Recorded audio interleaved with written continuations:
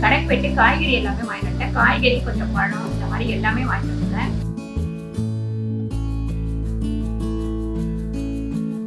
Biryani VIP கிட்டு ஒன்று இருந்தது. அது பார்த்தீங்கன்னா நம்ம ஈஸியாக பண்ணலாம் அப்படின்னு சொல்லிட்டு அங்கே நமக்கு எடுத்து கொடுக்குறவங்க சொன்னாங்க. அதுலேயும் பேச்சுலருக்கு ரொம்ப ரொம்ப ஈஸியான ஒரு ரெசிபி தான் இது.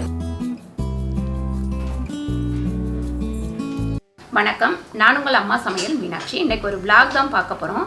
அதாவது காய்கறி மார்க்கெட்டுக்கு போனேன், அதெல்லாம் வாங்கிட்டு அப்புறம் சூப்பர் மார்க்கெட் போனேன். கொஞ்சம் தேவையான பொருள் எல்லாமே வாங்கிட்டு வந்திருக்கேன். இப்போ நம்ம காய்கறி க்ளீன் பண்ணுறது எப்படின்னு பார்க்கலாம். கடைக்கு போய்ட்டு காய்கறி எல்லாமே வாங்கிட்டு வந்துட்டேன். காய்கறி கொஞ்சம் பழம் இந்த மாதிரி எல்லாமே வாங்கிட்டு வந்துட்டேன். எப்பவுமே காய்கறி நீங்கள் வாங்கிட்டு வந்தீங்க அப்படின்னா எந்த மாதிரி க்ளீன் பண்ணால் நல்லது. இப்போ இருக்கிற சீசனுக்கு பார்த்திங்கன்னா நம்ம உப்பு மஞ்சத்தூள் கொஞ்சம் போட்டு காய்கறி எல்லாத்தையும் கழுவி எடுத்துக்கலாம். பாருங்கள், உப்பு சால்ட் வந்து ஒரு 2-3 ஸ்பூன் அளவுக்கு போட்டிருக்கேன். அதே மாதிரி மஞ்சத்தூள் ஒரு 1/2 ஸ்பூன் நல்லா கலந்துருங்க. கலந்துட்டு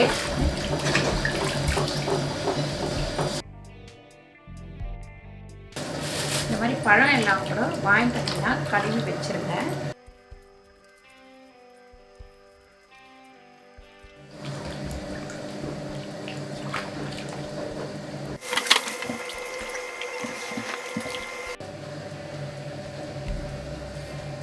இஞ்சி பச்சை மிளகாய் எல்லாத்தையுமே கழுவி எடுத்து வச்சிருங்க.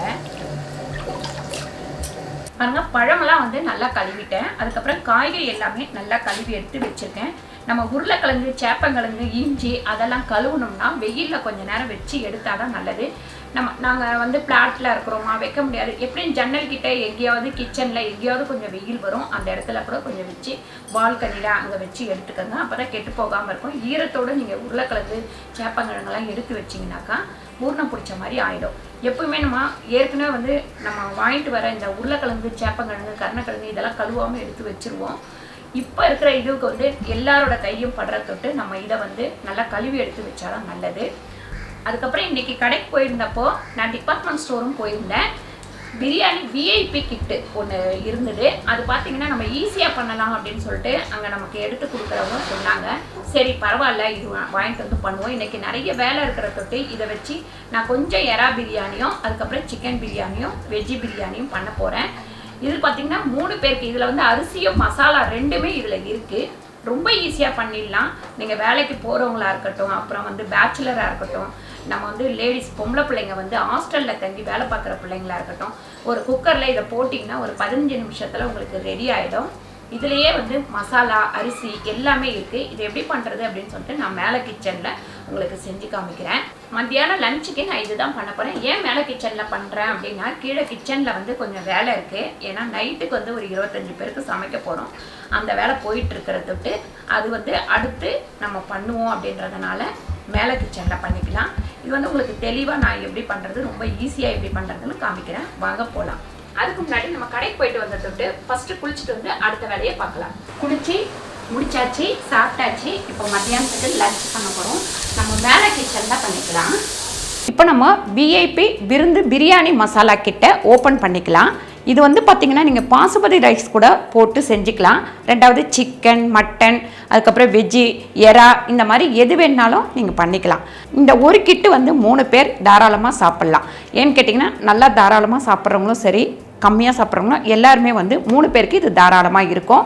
அதுக்கப்புறம் பார்த்திங்கன்னா இங்கே எம்எஸ்ஜி இல்லாத தொட்டு நமக்கு வந்து இதில் ஜீரணம் சீக்கிரமாக ஆகிடும். ஏன்னா சிலர் வந்து மசாலா அதிகமாக சேர்த்துருக்குமோ என்னவோ அப்படின்ற ஒரு பயம் இருக்கும். நமக்கு அந்த மாதிரி பயம் இல்லாமல் இது வந்து சாப்பிட்லாம். நம்ம இதை ஓப்பன் பண்ணிக்கலாம். இப்போது ஓப்பன் பண்ணி எடுத்து பார்த்துக்கலாம். பாருங்கள், இந்த பாட்டிலில் மசாலா இருக்குது. இது 200 கிராம் இருக்குது. இதை வந்து ஒரு தடவை நம்ம எடுத்தோம்னா யூஸ் பண்ணிடணும். பாதி எடுத்து யூஸ் பண்ணிவிட்டு பாதி எடுத்து ஃப்ரிட்ஜில் வைக்கக்கூடாது. அதுக்கப்புறம் 200 கிராம் இதில் வந்து சீரக சம்பா அரிசி இருக்குது. அதே வந்து நம்ம அளந்து ஒரு பாத்திரத்தில் ஊற வச்சுக்கலாம்.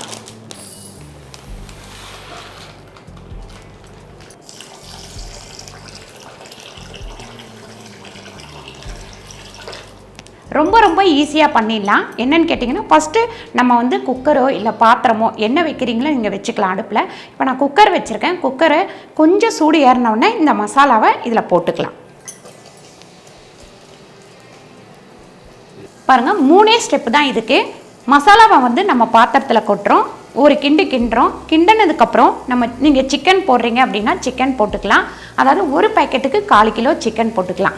எறா போடுறீங்கன்னா எறா போட்டுக்கலாம், இல்லை மட்டன் போடுறீங்கன்னா மட்டன் போட்டுக்கலாம், வெஜ்ஜி போடுறீங்க அப்படின்னா வெஜ்ஜி போட்டுக்கலாம். இப்போ நான் எறா போட போகிறேன். அதனால் ஒரு விசில் விட்டால் போதும். ஒரு விசில் விட்டுட்டு தண்ணி விட்டுட்டு அதுக்கப்புறம் மூடி ஒரே ஒரு விசில் விட்டுட்டு ஓப்பன் பண்ணிவிட்டு அரிசியை போடுவோம். அரிசியை போட்டு 15 நிமிஷம் வெயிட் பண்ணிங்கன்னா போதும், நமக்கு பிரியாணி ரெடி ஆகிடும்.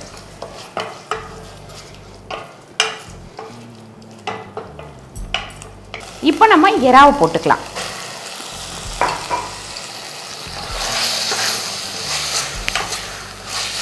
அரிசி வந்து நமக்கு இது இந்த கப்பில் தான் வந்தது, அதனால் இந்த கப்பில் போட்டுக்கலாம் தண்ணி.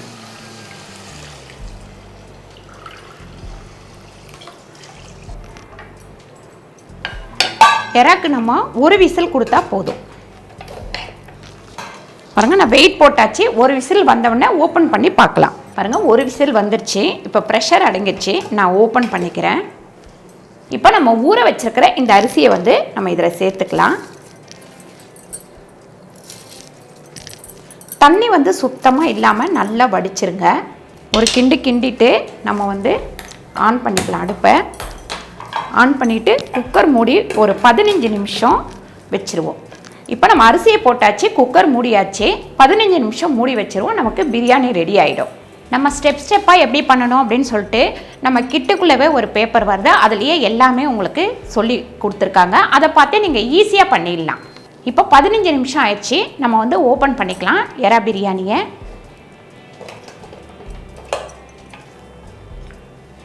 சூப்பராக ரெடி ஆயிடுச்சு. ஒரு கிண்டிடுவோம். கிண்டிட்டு மேலே கொஞ்சமாக கொத்தமல்லி தூவிக்கலாம். சூடாக பரிமாறுறதுக்கு சூப்பராக இருக்கும். இப்போ நம்ம சிக்கன் பிரியாணி பண்ணிக்கலாம். இப்போ நான் சிக்கன் பிரியாணி பண்ண போகிறேன். பாருங்கள், இதை அப்படியே இந்த மசாலாவை பாத்திரத்தில் போட்டுக்கலாம். அதுக்கப்புறம் நம்ம இந்த பாட்டிலில் வந்து தண்ணி ஊற்றியெல்லாம் இதில் ஊற்றக்கூடாது. அப்படியே மசாலா மட்டும் போட்டால் போதும். அந்த மசாலா சூடாகிற வரைக்கும் நல்லா ஒரு கிண்டி விட்டுக்கலாம். நல்லா இந்த மாதிரி நமக்கு வந்து மசாலா வந்து நல்லா வதங்குற மாதிரி வரணும். வதங்கினதுக்கப்புறம் இந்த சிக்கனை இதில் போட்டுக்கலாம்.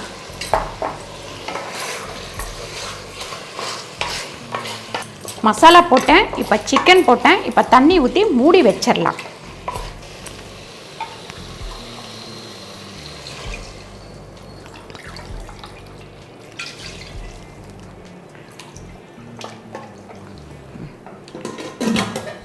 இப்போ இது வந்து 2 விசில் வரணும். நம்ம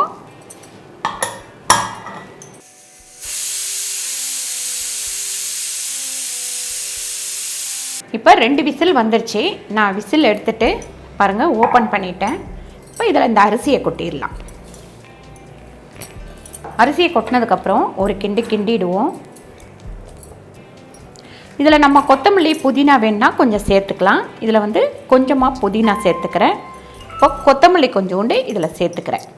சேர்த்துட்டு நம்ம மூடி வச்சுட்டு அடுப்பை ஆன் பண்ணிவிட்டு கம்மியான தீயில 15 நிமிஷம் இருக்கட்டும்.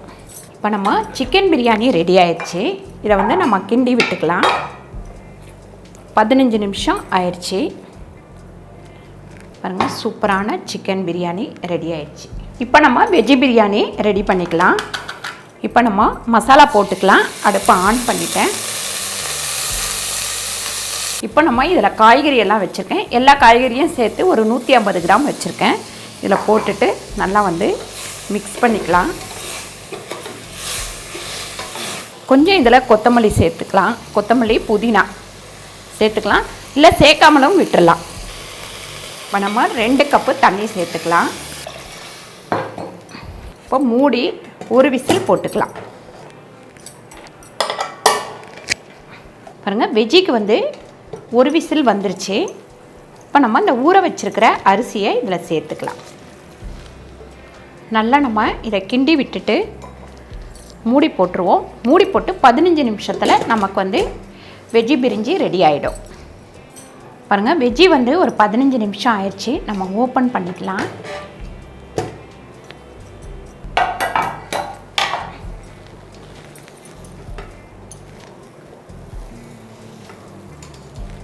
இப்போ நம்ம எல்லாத்தையும் வேறு பாத்திரத்தில் மாற்றிக்கலாம்.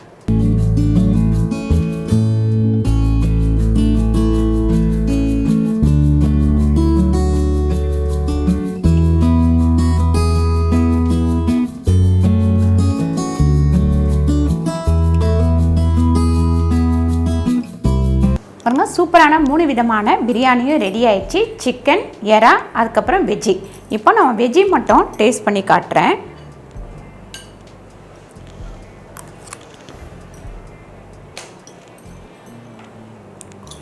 பாருங்கள் சூப்பரான ஒரு டேஸ்ட்டோட இருக்குது. நம்ம வீட்டில் வந்து பண்ணுற மாதிரியே ஒரு பிரியாணி கிடச்சிருக்கு. அதாவது எல்லாமே கரெக்டாக அவ்வளோ சூப்பராக இருக்குது. நீங்களும் கண்டிப்பாக ட்ரை பண்ணி பாருங்கள். அவசரமாக நீங்கள் பிரியாணி பண்ணணுன்னா இந்த பிரியாணி கிட்டை வாங்கி யூஸ் பண்ணி பாருங்கள். இந்த பிரியாணி கிட்டோட வாட்ஸ்அப் நம்பரும் லிங்க்கும் கீழே கொடுத்துருக்கேன். கண்டிப்பாக மறக்காமல் கிளிக் பண்ணி வாங்கிக்கோங்க. இந்த வீடியோ உங்களுக்கு பிடிச்சிருந்தா லைக் பண்ணுங்கள், ஷேர் பண்ணுங்கள், சப்ஸ்கிரைப் பண்ணுங்கள், ஃபேஸ்புக்கில் ஷேர் பண்ணுங்கள், மறக்காமல் கமெண்ட் பண்ணுங்கள். நன்றி, வணக்கம்.